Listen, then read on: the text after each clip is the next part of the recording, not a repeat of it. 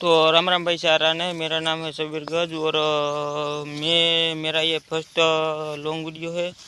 और मैं अभी फ़िलहाल इस जगह पे पैसे चराने आया हूँ। यहाँ से पीछे से व्यू तो ऐसा है और मैं इस जगह पे पैसे चराने आया हूँ। देखो ये है हमारी, इसका नाम है कुंडल और उसका नाम है डाली। वो वहाँ पे चारा खा रही है।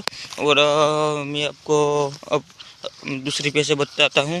वो बार बार मक्काई में जा रही है। उसका नाम है सकू और इसका नाम है भगत और इसका नाम है पूरी।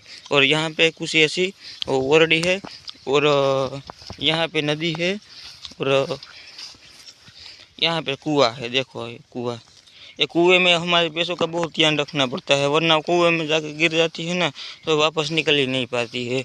और यहाँ से ऐसा कुछ है। और वो समाज के पीछे हमारा भाड़ा है। और कल मिलते हैं नए ब्लॉग में। अच्छा लगे ब्लॉग तो लाइक कर।